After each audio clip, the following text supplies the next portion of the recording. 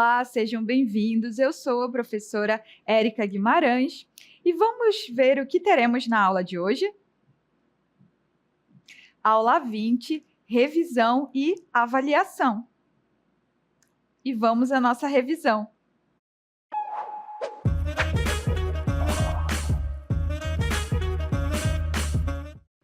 Hoje começaremos com uma pergunta: as espécies podem mudar? Quando a gente leva em consideração essa pergunta, nos faz pensar como era na época em que começou a surgir esse pensamento, se as espécies ou os organismos, eles eram como eram ou se eles poderiam mudar ao longo do tempo. Nesse passado, acreditava-se que as espécies elas eram fixas, ou seja, a predominância no meio era o fixismo, que acreditava justamente nisso, que as espécies elas eram fixas, ou seja, não mudavam, eram imutáveis, bem como surgiam de forma independente. Mas nesse meio, apesar de predominar o fixismo, começou então a surgir alguns pensadores que traziam consigo essa ideia de que as espécies, na verdade, poderiam sim mudar. Então, a gente leva em consideração um contexto de antigamente, onde o mundo estava vivendo grandes transformações, tanto sociais quanto políticas e científicas. Mas, no entanto, apesar desse progresso, novas ideias do ramo científico enfrentavam uma forte resistência, especialmente aquelas que desafiavam os dogmas da Igreja Católica, que detinha grande influência sobre o pensamento da época. E é nesse contexto que vai surgir, que existe um naturalista conhecido como Jean-Baptiste Lamarck. Ele transformou o pensamento daquela época, as suas ideias, pois ele foi um dos primeiros a sugerir que as espécies elas não eram fixas, mas que podiam sim mudar ao longo do tempo. As teorias dele, embora posteriormente tenham sido modificadas e ampliadas por outros cientistas, foram pioneiras ao desafiar a noção da imutabilidade das espécies e abrir caminho para a compreensão da evolução biológica, ou seja, que as espécies, elas poderiam mudar ao longo do tempo. Jean-Baptiste, então, postulou 3 princípios dentro dessa ideia de que as espécies poderiam mudar, que é da sua teoria da evolução, que é uma teoria que prevê a mudança dos organismos. Dentre elas temos a lei do uso e desuso. Essa lei, ela consiste em que os órgãos que eram mais utilizados e frequentemente usados pelos organismos, que eles então se desenvolveriam mais com relação àqueles que não eram tão usados. O que aconteceriam com essas estruturas e órgãos que não eram utilizados, então, pelos organismos? Eles eram atrofiados. E essa palavra significa, ou seja, que eles não se desenvolveriam. Atrofiar significa não se desenvolver. Um segundo princípio dentro da teoria de Lamarck é a da herança dos caracteres adquiridos. Essa, por sua vez, postula que as características adquiridas durante a vida, elas podem ser transmitidas aos seus descendentes. Então, a gente percebe que há uma associação entre esses princípios que traz a teoria de Lamarck, pois uma vez que, de acordo com a lei do uso e desuso, esses órgãos e estruturas poderiam se desenvolver ou atrofiar, que essas estruturas em si, então, que foram desenvolvidas pelo uso, elas seriam, então, transmitidas para os seus descendentes. Temos uma outra associada, que é a teoria da força interna, na verdade, o princípio da força interna, que também está dentro dessa teoria evolutiva de Lamarck. A força interna trata de algo que impulsiona. Então, essa força motriz que vai fazer com que os organismos se adaptem e evoluem ao longo do tempo, e fazendo com que eles se tornem o quê? Mais complexos, que então, ele diz que anteriormente, eles seriam mais simples, mas que de acordo com essa força interna que os impulsiona a desenvolver uma característica, se ela for muito utilizada, que isso vai fazer com que eles mudem, tornando-os mais complexos.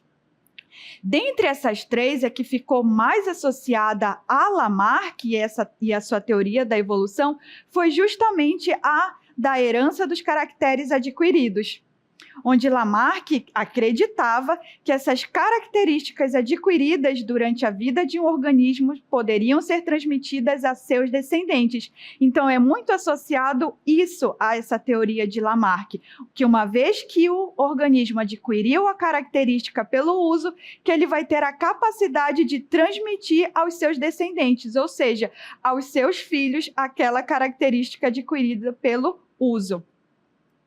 Certo?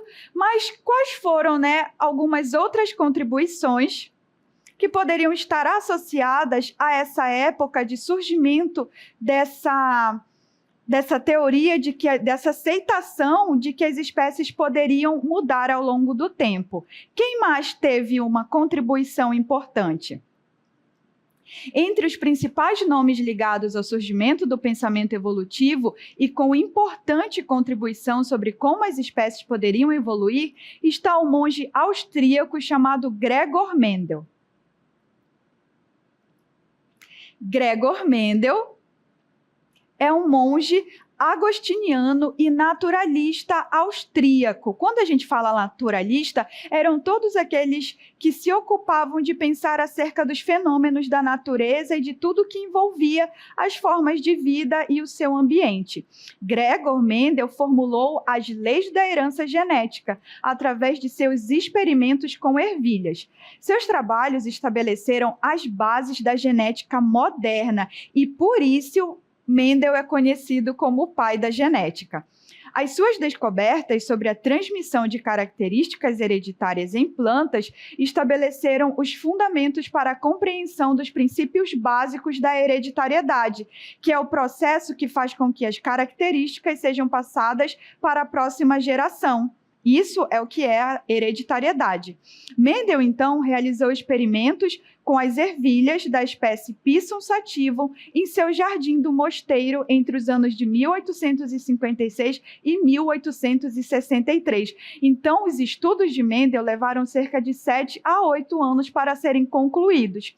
Ele realizou essas observações cuidadosas sobre a transmissão de características das ervilhas e levaram à formulação de 2 leis fundamentais da hereditariedade. A primeira delas, a lei da segregação dos caracteres, e a segunda, a lei da distribuição independente dos genes. Então, esses foram a importância da contribuição de Gregor Mendel. Como ele realizou? Vamos conhecer um pouco mais sobre os seus experimentos realizados no mosteiro.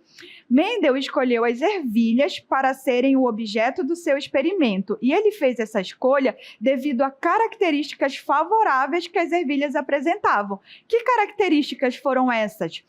As ervilhas possuíam um ciclo de vida curto, o que quer dizer que em um curto espaço de tempo ele tinha muitos descendentes também para avaliar, e essas ervilhas elas cresciam, se desenvolviam e se reproduziam. Ciclo de vida curto.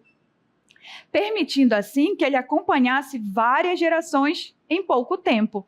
Elas apresentavam também uma presença de características distintas, ou seja, opostas, bem contrastantes e facilmente observáveis. Como exemplo, posso citar a cor e a forma das sementes das ervilhas.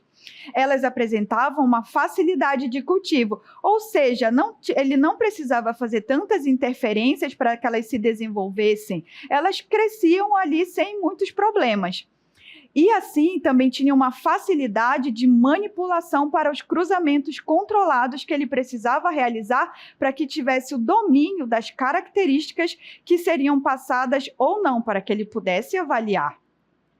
Assim, a planta também tem flores, a planta das ervilhas tem flores que se autopolinizam, que a gente chama de autocruzamento, o que garantia o que ele chamou de pureza das linhagens, que foi o que ele atribuiu quando uma planta de ervilha apresentava consistentemente a mesma característica ao longo de várias e várias gerações. Ele chamou isso, então, de linhagens puras. E durante os seus experimentos, quais foram as características analisadas por Mendel? Mendel analisou a forma da semente, que poderia ser apenas duas, ou era lisa ou rugosa.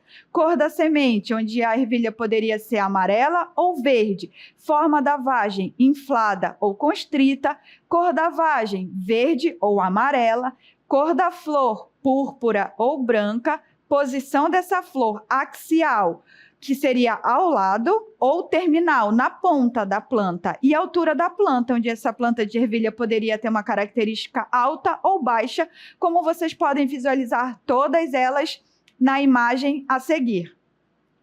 Então, nessa imagem, nós vemos todas as características que ele levou em consideração. Flor, que ela poderia ser da cor púrpura ou branca, ter a posição ali axial, que é ao lado ou terminal, a característica da semente, bem como a característica da vagem e da cor das ervilhas. Certo? Vamos agora avaliar como foi o experimento de Mendel utilizando a característica cor da flor.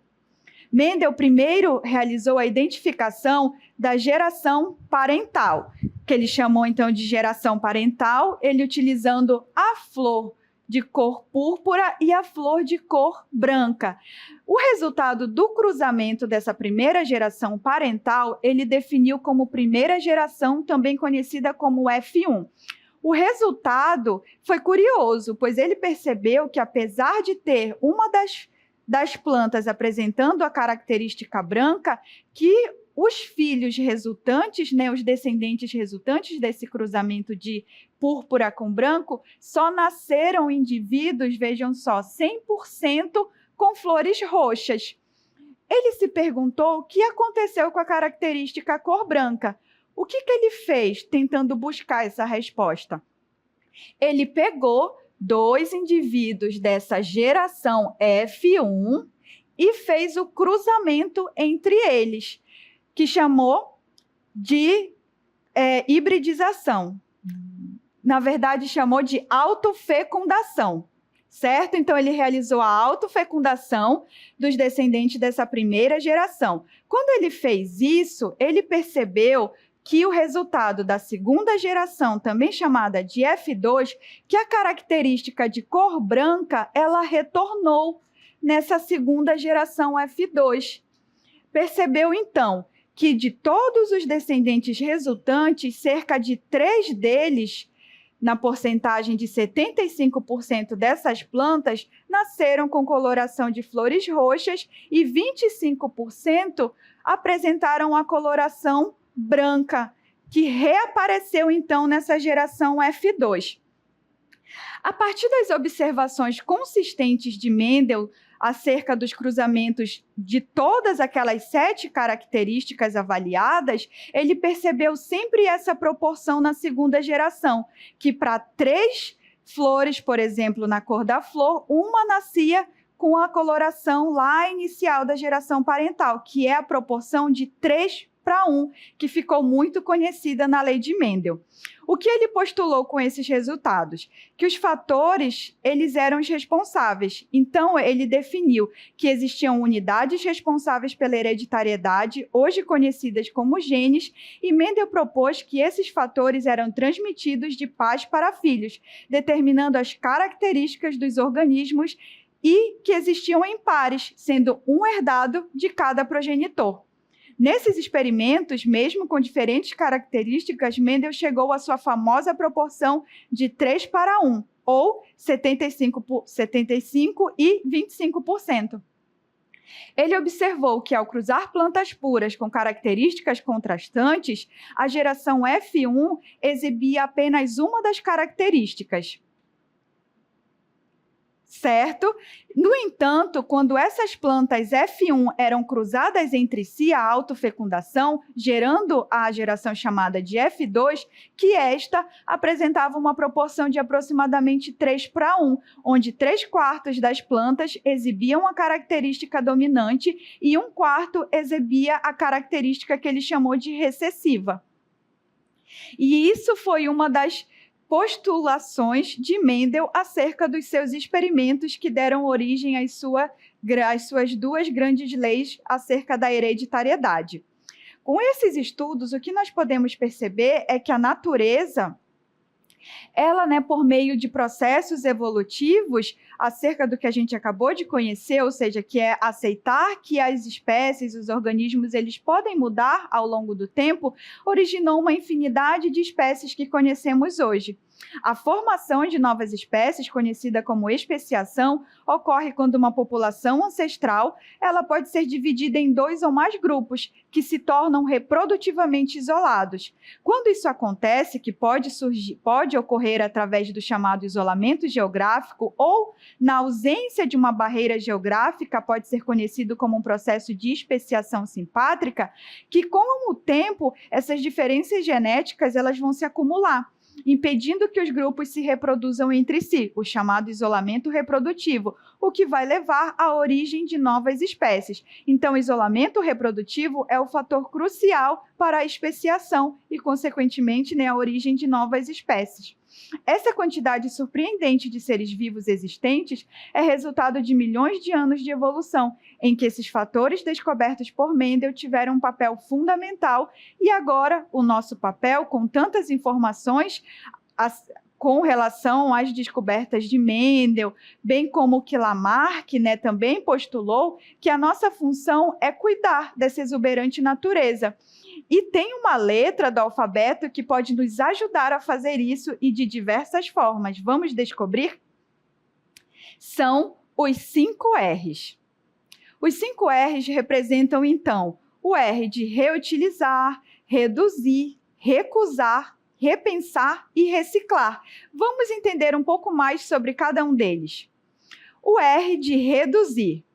Ele representa a diminuição da quantidade de resíduos gerados e do consumo de recursos naturais. Isso significa consumir de forma mais consciente, evitando desperdício e optando por produtos que tenham menor impacto ambiental, como aqueles que utilizam menos embalagens ou que são mais duráveis.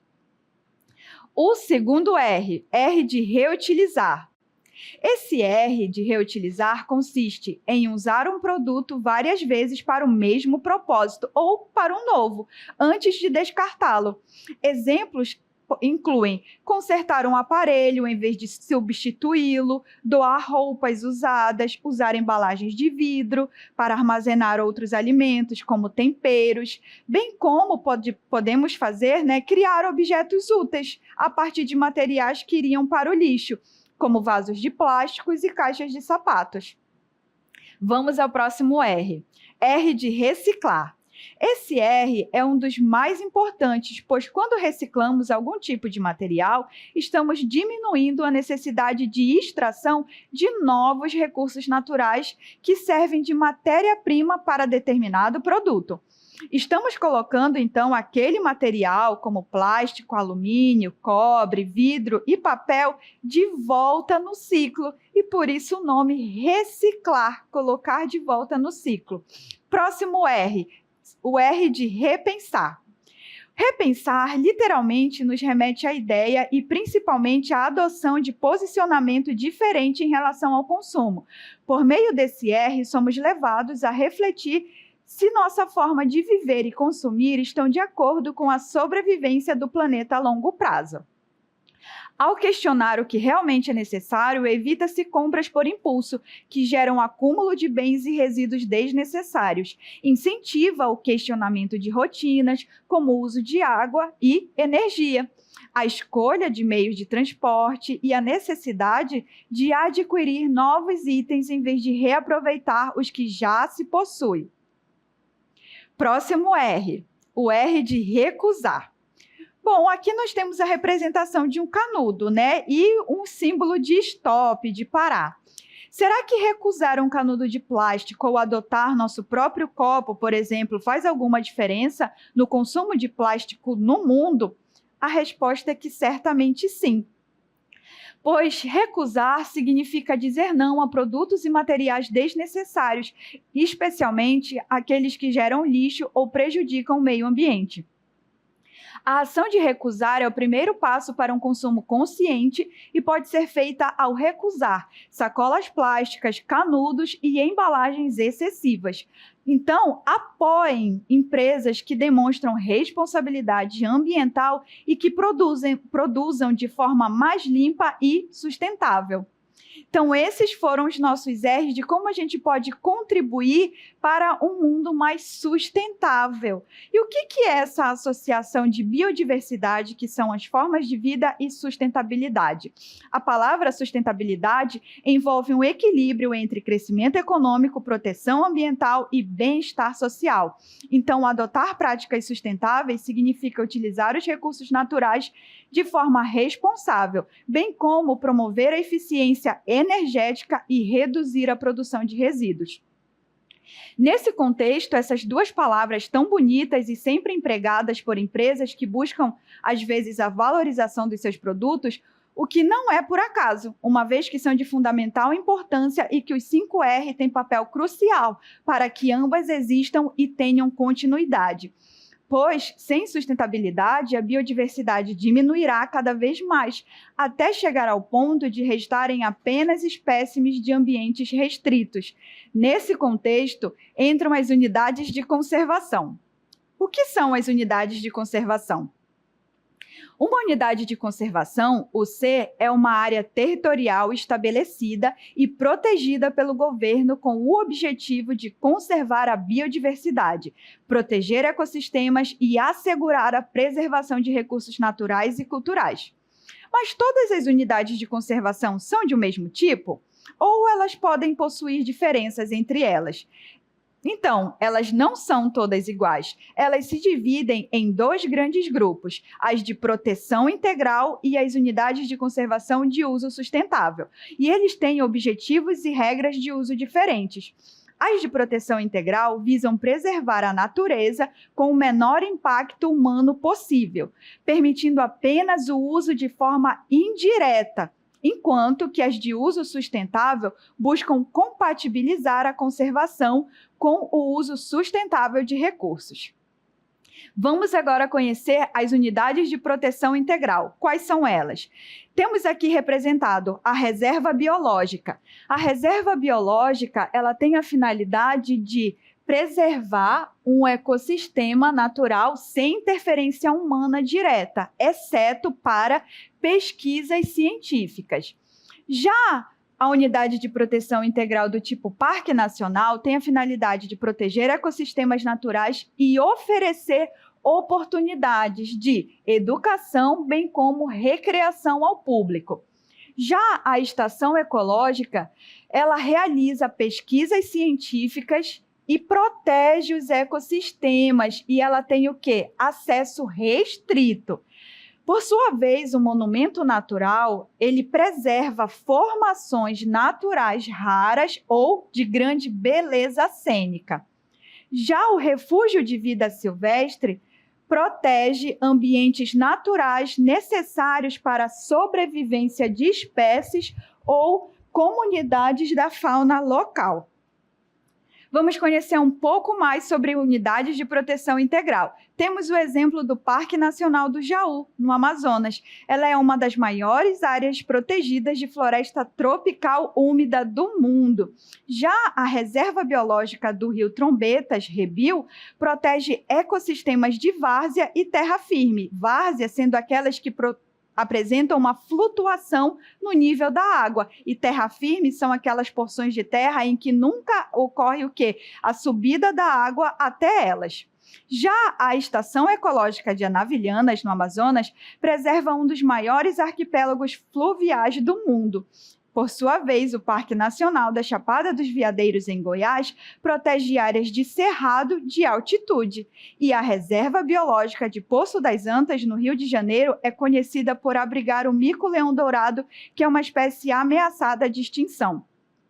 E quanto às unidades de uso sustentável, nós temos as áreas de proteção ambiental APA, que tem a finalidade de conciliar a conservação da natureza com o uso sustentável dos recursos naturais, permitindo atividades controladas. Já a reserva extrativista assegura o uso sustentável de recursos naturais por populações tradicionais que dependem deles. Por sua vez, a Floresta Nacional promove o uso sustentável dos recursos florestais, pesquisa e educação ambiental. A Reserva de Desenvolvimento Sustentável, RDS, tem a finalidade de harmonizar a conservação da natureza com o desenvolvimento econômico e social de comunidades locais. E a Reserva Particular do Patrimônio Natural, RPPN, tem a finalidade de proteger áreas naturais privadas com objetivos de conservação da biodiversidade sem fins lucrativos. Vamos conhecer alguns exemplos dessas unidades de uso sustentável. A Reserva Extrativista do Médio Juruá protege áreas de floresta amazônica e promove o uso sustentável dos recursos naturais. Já a Floresta Nacional do Tapajós tem uma finalidade de exploração sustentável de recursos florestais e pesquisa científica. A Reserva de Desenvolvimento Sustentável de Mamirauá, no Amazonas, é focada na conservação da biodiversidade e no desenvolvimento sustentável. Por sua vez, a Área de Proteção Ambiental de Fernando de Noronha, em Pernambuco, protege ecossistemas marinhos e terrestres, promovendo o turismo sustentável. E a Reserva Extrativista do Cazumbá-Iracema, no Acre, tem a finalidade de conservação da floresta e uso sustentável dos recursos naturais. E esses foram os nossos conteúdos da nossa revisão de hoje. Muito obrigada!